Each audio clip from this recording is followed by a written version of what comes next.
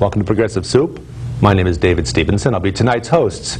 With us we have Rudy Marconi, first Selectman of Ridgefield, who has an exploratory candidacy for governor of the state of Connecticut on the Democratic Party line.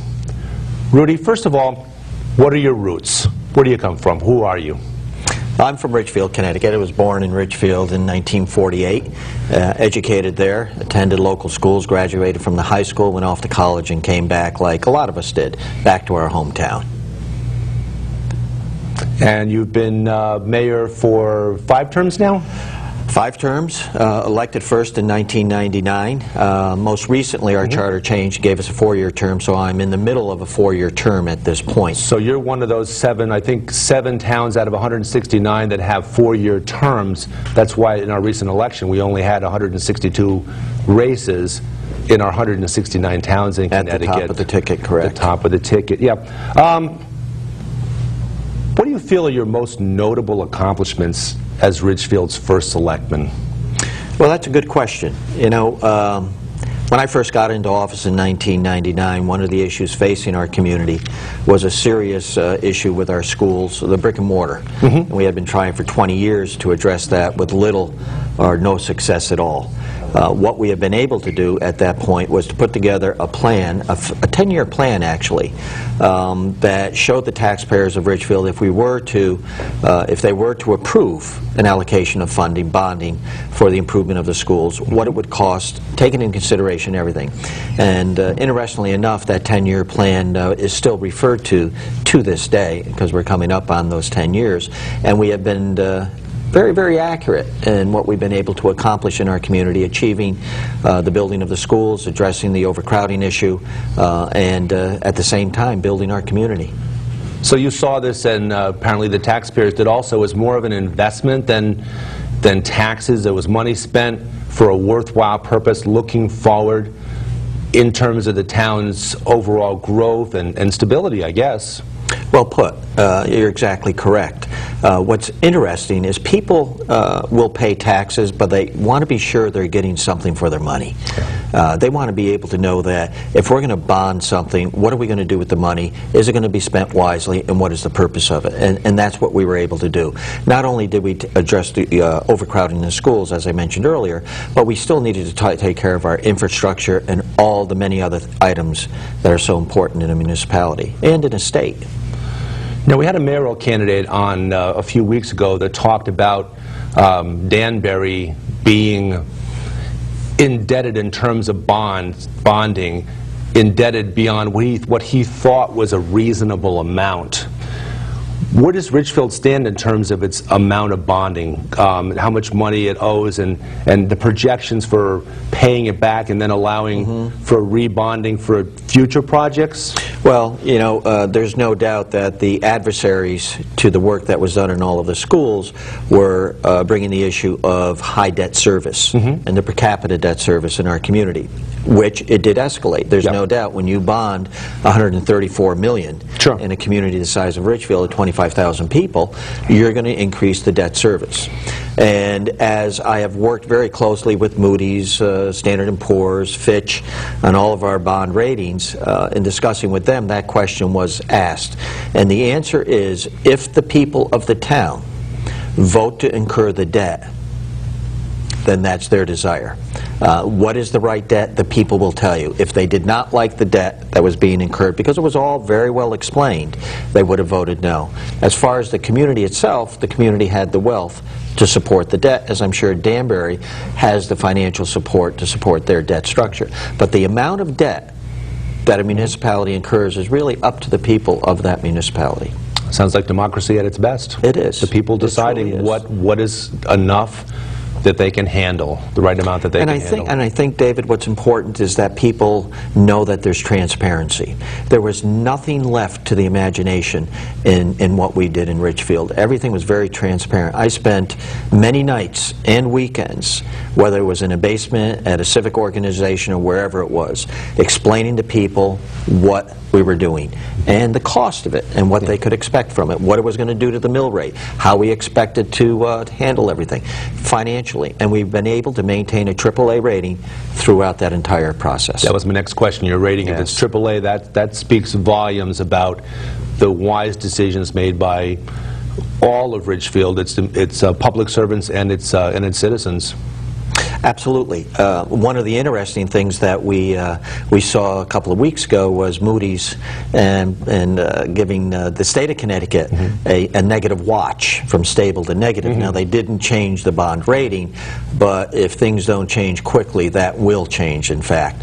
That's a consideration that the state legislature, the governor, did not take into consideration when they were putting the budget together. And one of the things you need to do is you need to communicate with the rating bureaus. You need to find out what is it that they need. And one of the things as a AAA that we've been able to do is to use our fund balance, much the same as the state used the rainy day fund. Yes. Rating bureaus expect you to use it. That's why you have it there. They don't expect you to put it in there and forget about it. It's there to fill in the slow times. When cash flow falls on, your revenues decrease. Go to your fund balance, your rainy day fund, whatever you tag it. What you need to do is to have a plan for replenishment. Yes. Not only draw it down and use it to cover whatever necessity may exist, but you also need to put together a plan that shows how you're going to put the money back. And that's what the state failed to do, hence the negative. So in a sense, in essence, the state of Connecticut is on what you might call probation. They are. By investors who will be, in the future, loaning money to the state of Connecticut in order to keep the state operating in a normal fashion. That's correct. That is, it's not. I mean, you don't want to borrow for cash flow. Yeah, it's not. Okay, good point. It's not. It's not scary, but it sounds more of an ominous thing than a frightening thing. What it is, it's a warning that we're not planning properly. We're not handling our money properly. We are not managing the state. That's what it says. It sounds like you have a pretty good fiscal rein on not only the small town of Ridgefield, but the great state of Connecticut. Well, it is a great state, and we need to get it back to that. For years, cities and towns looked to the state for help when we needed it. Whatever the project was we needed to do, whatever problem was confronting our municipality, you hoped you were able to get a grant from the state or some kind of a low-interest loan. Today, that's changed. The state is now looking, and all of us as municipal officials in all of our communities across the state agree, regardless of party affiliation, that the state needs to begin helping the communities, not looking at the communities as a source of revenue. And that's what we're confronted about. Every year, we put our budgets together, we worry about education, we worry about town road aid. Are those areas going to be cut? And we complete our budget cycle still not knowing what is going to happen there. And that is not right. They need to get their act together, I think.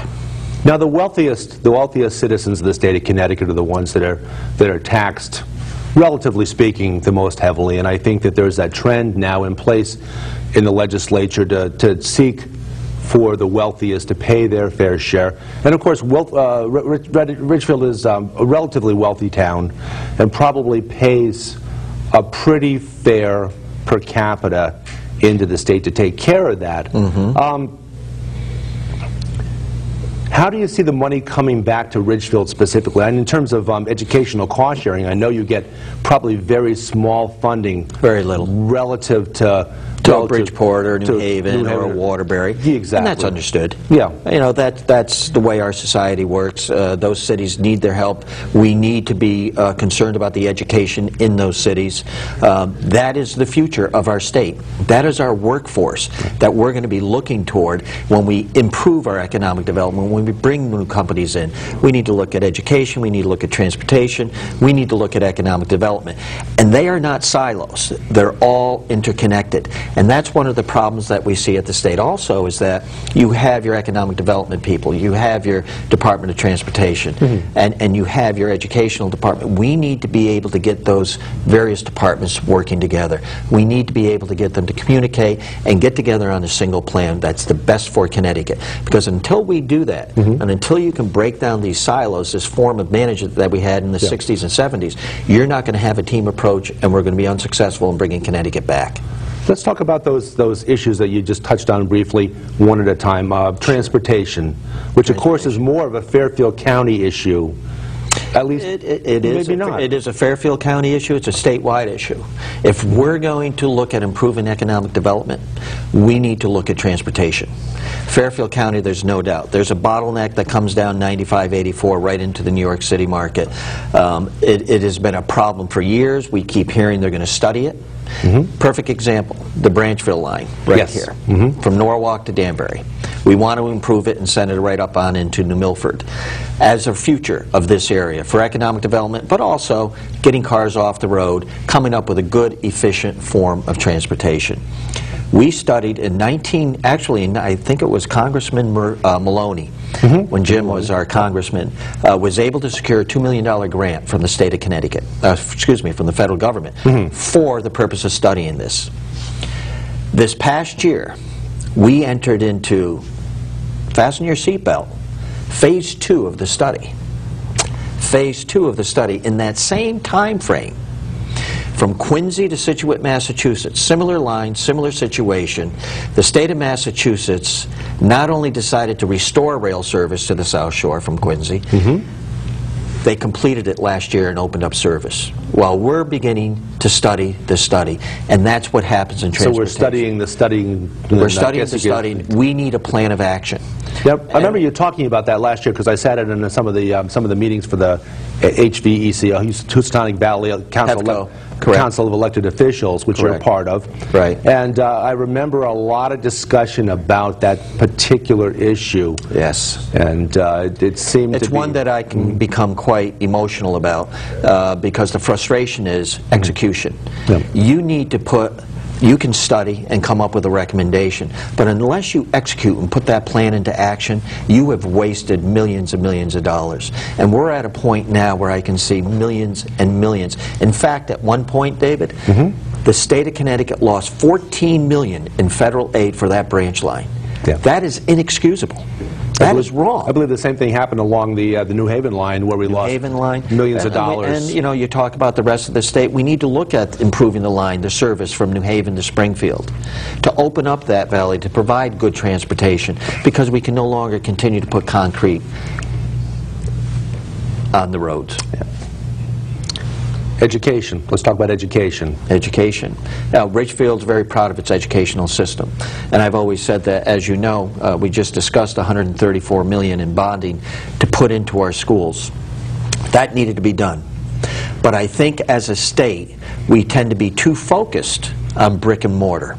We think that by building a new educational facility, which is architecturally incredibly designed, something that is gorgeous, we're losing focus on what the real part of education is, and that's what takes place in the classroom. And what we need to do in our cities, instead of putting money into brick and mortar, we need to put it into teachers. We need to put it into the quality of education, the size of the classroom.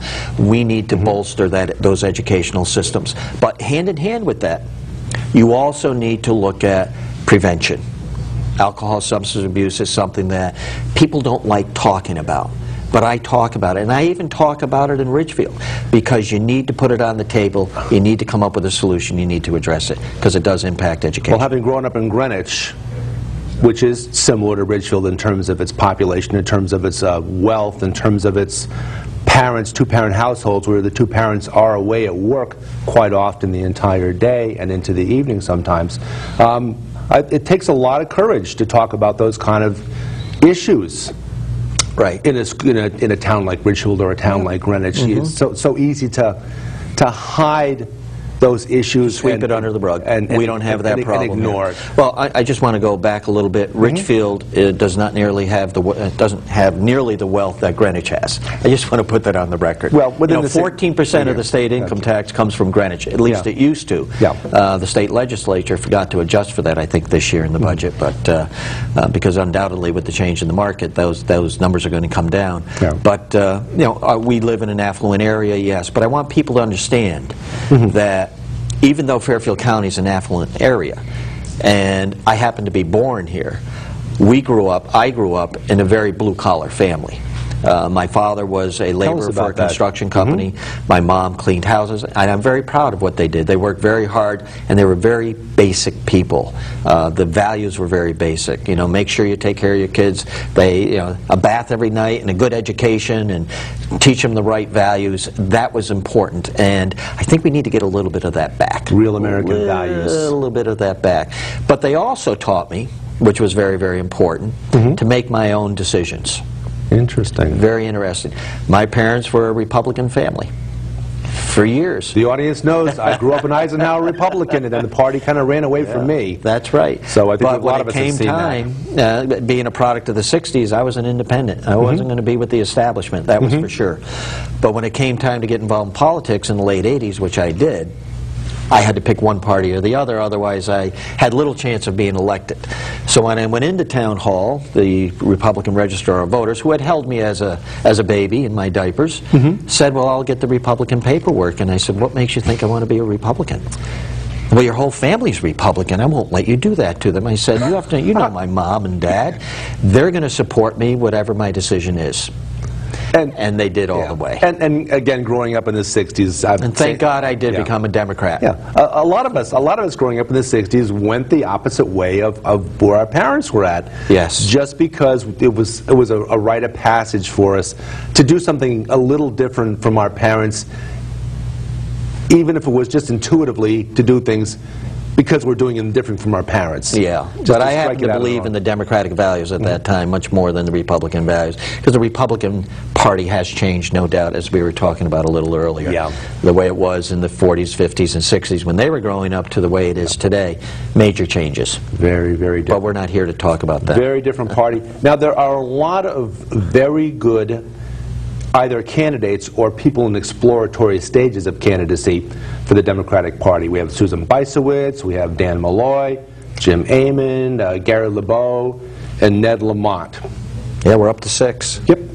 All good candidates, along with yourself. Tell our audience why you're the best choice for Connecticut. Working in Ridgefield for the last 10 years as a chief elected official, not only educated me in what needs to be done in running the government. And at that level, you're in the trenches. You're at the bottom of the totem pole. You are hoping you get the grant money, but you're the one that's got to figure out how are you going to balance that budget. You don't have anyone to talk to or to turn to. You've got to figure it out yourself, and you do, and you work hard to do that. But also, while learning that whole municipal system, I've also had the opportunity, fortunately, to be able to reach out into regional issues, which has been very, very interesting. Whether it was the casino issue, with the possibility of a new casino right here in Danbury at the Union Carbide property, if you recall that issue. Yes. Working in Hartford with people on that. We met in Hartford. I worked with people from all over the state on that issue. It gave me a greater exposure, not just to the people, but to how people think and what their values are, what their concerns are for our state. Additionally, I've worked on Lyme disease. Lyme disease impacting many, many people in this state, with little attention being paid to it by Hartford. A quiet issue, but a very, very important one to many, many, many people.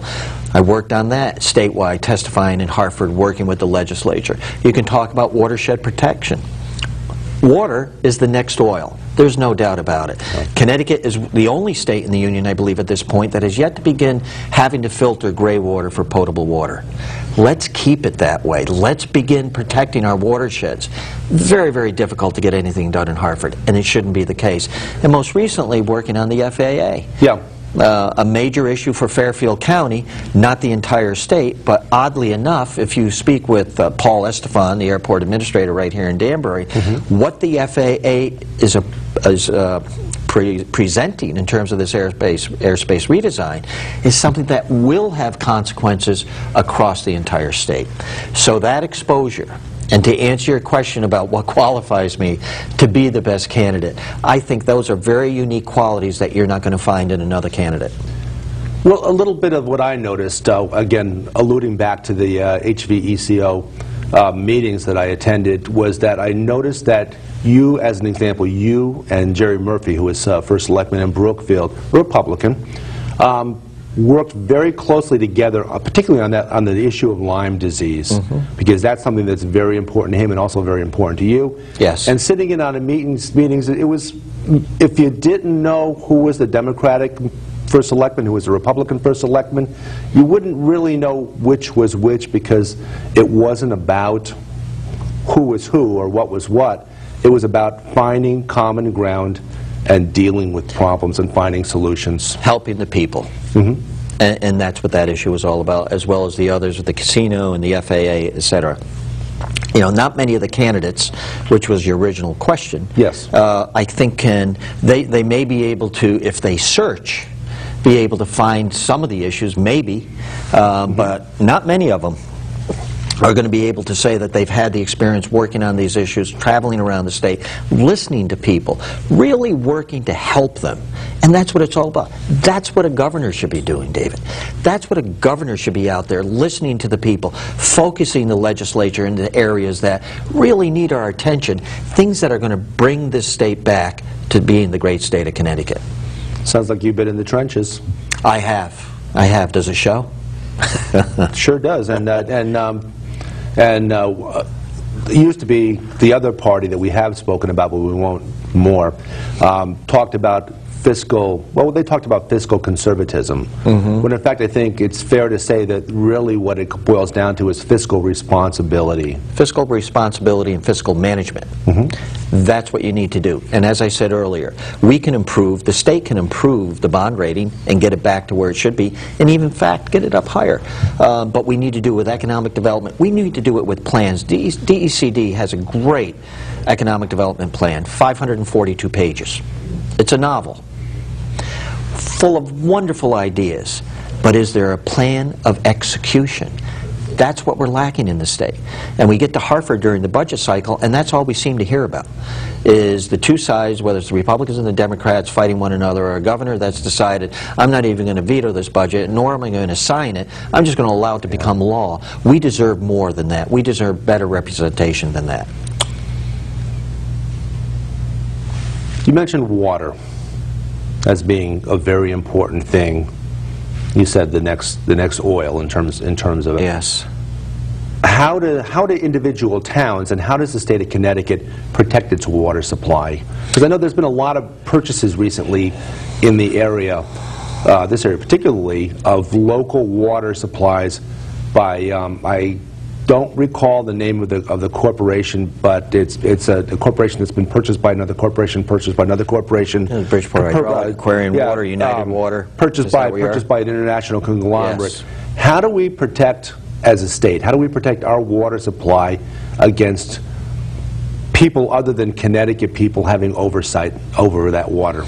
Well, what's interesting, it's not the private companies that we have the problem with. I think they are as much interested in protecting that value. That's their product.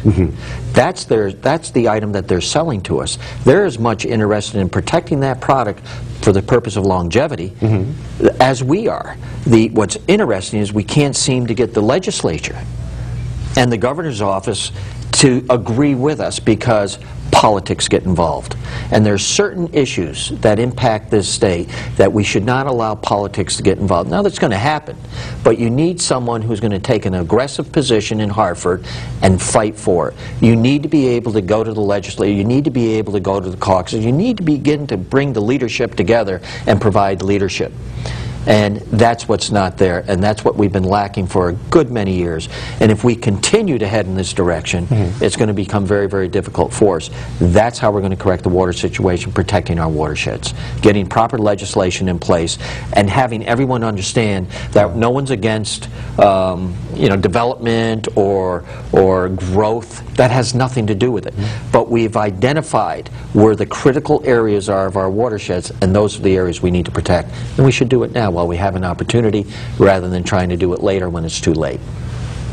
We've seen on a national level recently, but we see it all the time, this give and take, this friction, this natural friction in politics between the executive branch of whether it be federal or state or local, yes, the executive branch of government and the legislative branch of government. How do you reach out, and how do you bring everybody together? Well, we heard that from President Obama during the election, how he was going to do that. And I think he's been working very, very hard to do just that, whether it's health care reform or whatever the issue. We need to see some of that here in Connecticut. And you know what? You're not always going to win. But if majority rules and you believe you've taken your best shot at it and you can get what's best for the state, for the citizens of the state, again, we need to bring our towns and cities back to Hartford. Hartford has to listen. Not only listen, but hear what the cities and towns want, what the population, the people of the state are asking for. That's what needs to take place in Hartford. If you can get somebody that has the ability to listen, the art of listening, and implements and develops plans of actions, that's what's going to turn the state around. This is what's going to bring a legislature together. Because I truly believe that whether you're a Democrat, Republican, whatever party you may be, what you really have at heart is what is best for our people here in Connecticut. That is, in fact, I think what the people, whoever they are, that have complaints against government, that's really what they're looking for. Yes. Is just... and that's why we formed our exploratory reasonable disagreement. Good debate. Good debate, a little bit of rancor, but mostly civility and problem solving. And solutions. Yeah, absolutely. We've only got a couple more minutes left. Sure. So tell the audience what your vision is for Connecticut's future. The vision for Connecticut's future, a lot of it we've just talked about in segments. The vision is to get us back on track, get us back to being the great state we are. We're the wealthiest state in the nation, correct?